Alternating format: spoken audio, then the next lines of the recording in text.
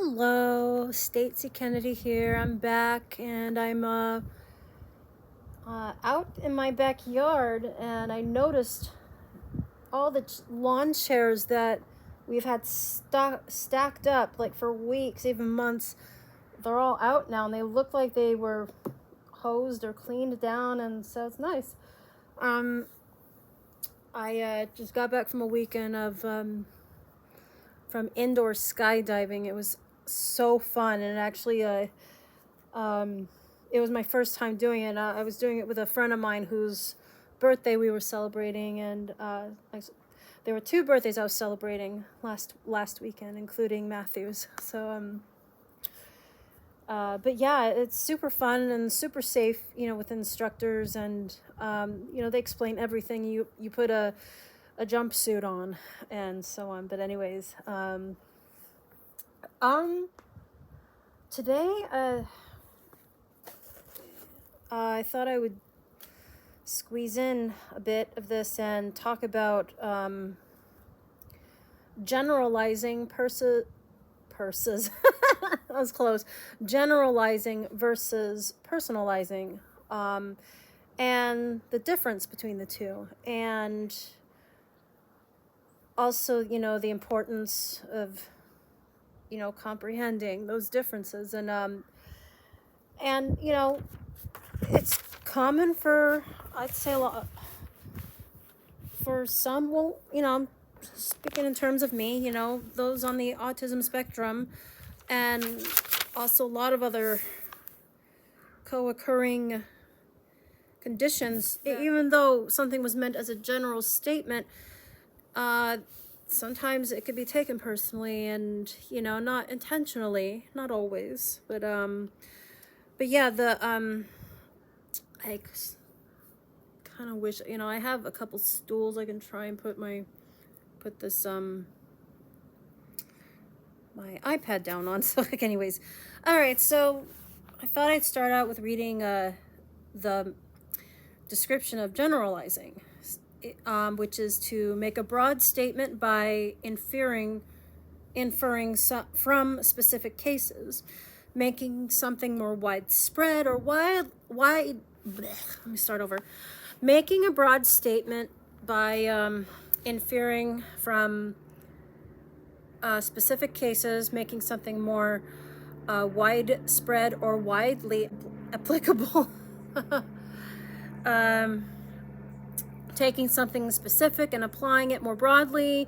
For an example, all birds have wings, many children eat cereal for breakfast, etc. So those are good examples.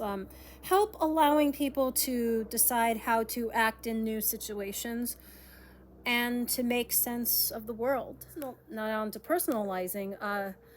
Design or produce something to meet someone's individual requirements.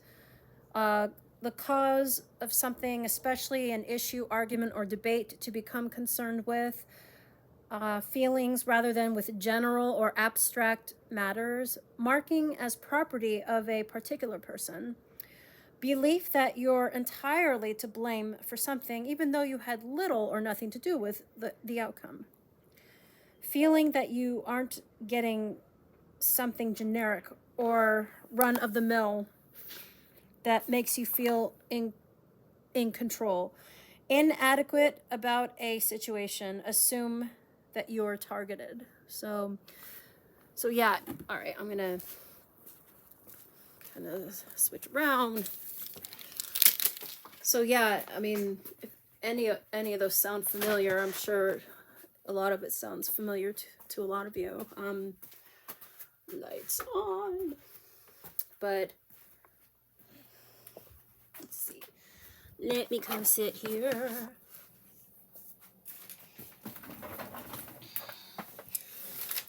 So yeah,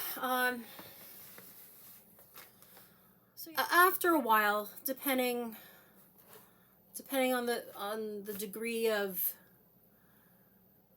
how your autism is like, or what anything is like, right?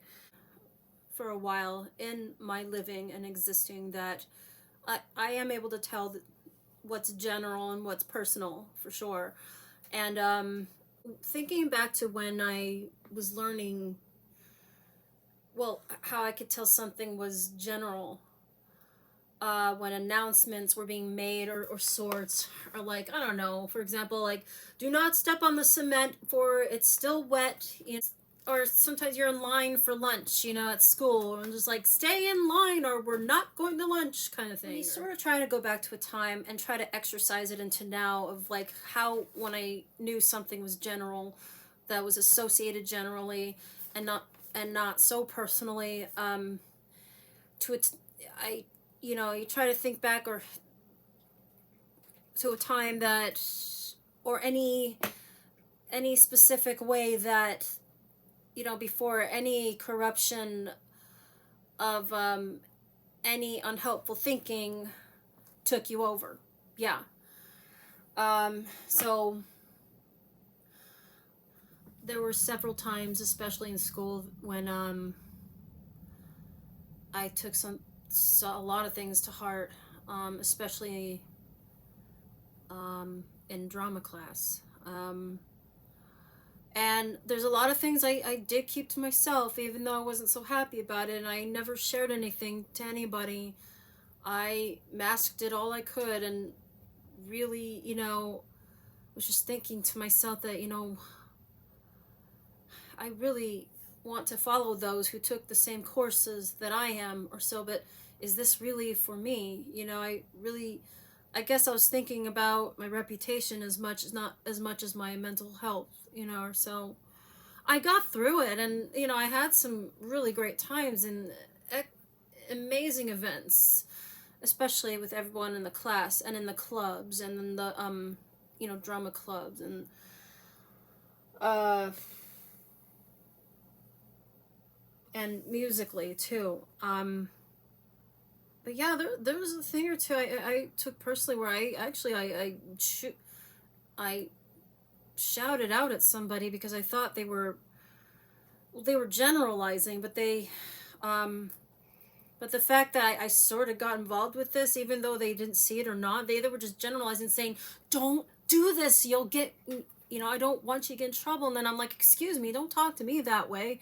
I was like, and then they would go, "I'm not talking to you," and I was like, "Yeah, you are. You're up in my face." Thinking about that, it just, my heart cringes, and it just, reliving that, just, I'm thinking, oh, you can't undo it. You can't. I mean, we eventually made up. Whoever it was I had the feud with, and, but I think in a way they kind of were concerned about. They seemed concerned about me because they, never saw me that way before, and they noticed something like, okay, Stacey wasn't doing this to be mean or rude whatsoever. She really took this to heart and didn't realize I meant it in a general way, and and this was high school too, so um but that's what happens when you keep a lot of it to yourself, and when you did not know how to really explain yourself, and just, yeah, it's hard. Let alone, you don't exactly know how to identify yourself. I didn't at the time. I didn't. To clarify, I'm not trying to hold on to anything or so. I'm just sharing an experience that I have with, when it comes to personalizing, when it was really just generalizing. And there were several times I'm thinking, maybe I should quit this, maybe just keep it simple, at least until I'm out of high school. There's things I chose to go through with because I don't know. It's that sometimes you got family or friends that you almost feel like they don't expect everything of you, but it's like there's something expected, and I felt there was something expected of some of my teachers, expected of within the, I don't know, theater society or so. No, not that I didn't lose anything. I didn't, but it cost me, a huge OCD outburst. No, I don't blame anyone for that. I don't. I didn't know that's what was happening to me, and I refused to do anything about it. That either, and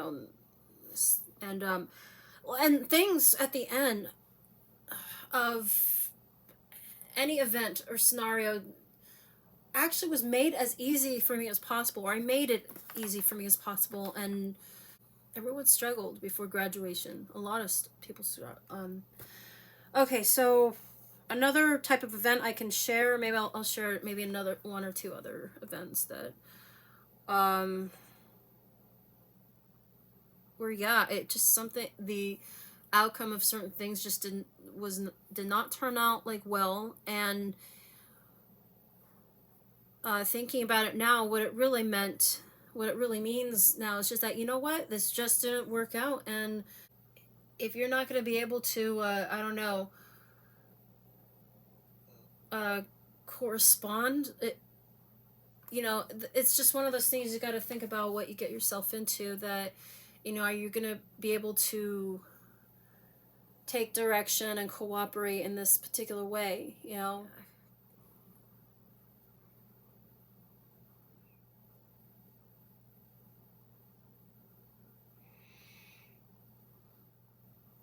Oh, jeez, it's still on record. I was stopping and recording in between. Anyways, I was recently reminded, or just assured, that when you see, especially up in doctors' offices, or that, the suggestive kind of health tips, and it sort of makes you think, oh, do they think I'm doing too much of that, or is that towards me? And then apparently, no, it's not. It's just, again, it's a generalization, and that they have in healthcare, that this is just suggestive, and it doesn't mean you have to do it, because everybody's different in their health in every way. And so I've been to the vet recently with one of my dogs, and I'm always told, well, mostly, I mean, for my loved ones, that you are a good pet owner. Don't worry about that. It's vets' jobs to take care of things and let us know what needs to be more tended to. And one of the things that have to be more tended to, but like for all my dogs, is teeth brushing. And just like us humans, we brush their teeth as well, right? And I have to say that they say once or every other day is fine, for some. And then there are those who will be very structured about it, that, yeah, it's twice a day I would recommend, and that's true. And so now, vets or doctors, whatever they point out, it doesn't mean they're saying, oh, you're not so good of a pet owner. No, they don't say that at all, but that's my fear, that they're going to tell me that. But, well, having 2 or 3 or so pets, is a lot. And we're certainly not going to have any more, because I want to leave room in my life, I mean, for them still, but also leave room in my life to do blogs like these, and also sing, and just to try and not so much avoid, but expose, and just cope with any unhelpful thoughts or feelings that come my way, every now and then. So I spoke a couple blogs ago about CBT, cognitive behavioral therapy, and it is truly helpful in a lot of ways. And I'd say it's truly helpful with my autism. It's helpful in OCD, and and if I practice and I'm stay accountable to an exercise or two, it is helpful. Yeah. And that's the thing too. We're just all creature of habits, and sometimes we just don't want to do these things. We don't always want to.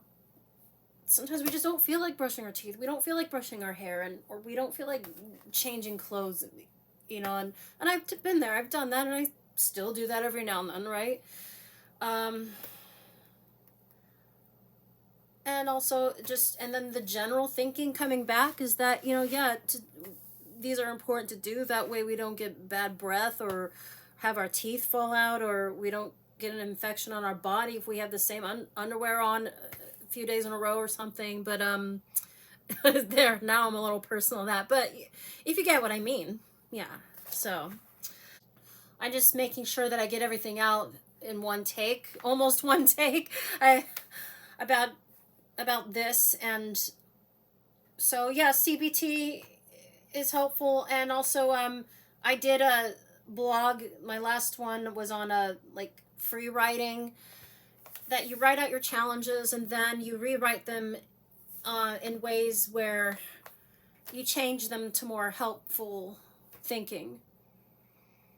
Um, Another thing, one of the things that are learned in CBTs of assertiveness, um, that how, yeah, you can learn to be that, or maybe you already are, but you learn even more of it. That's like, you know what, that if someone asks you something in a, that's discomforting to you whatsoever, or too blunt, or so, you just say, you know what, I'd rather not talk about that now. Like, sure, I could say, aggressively, like, dude, that's none of your business. Don't ask me that, or I could be passive and just like, you know, be spooked and scared away and just walk away and not say anything at all, right?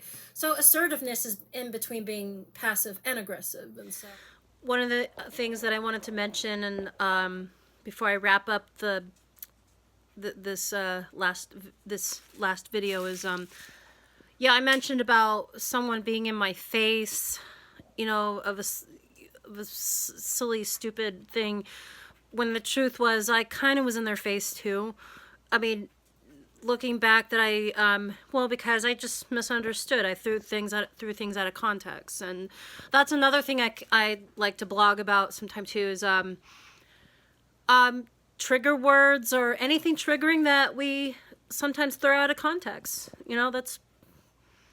I've done that, and you know what, I accept that, and I forgive myself, and after a while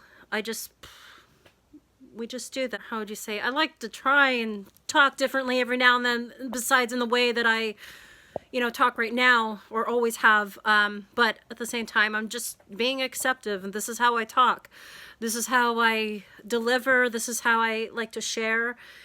And I might be a completely different person up on stage, one day when you see me, or maybe you have seen me.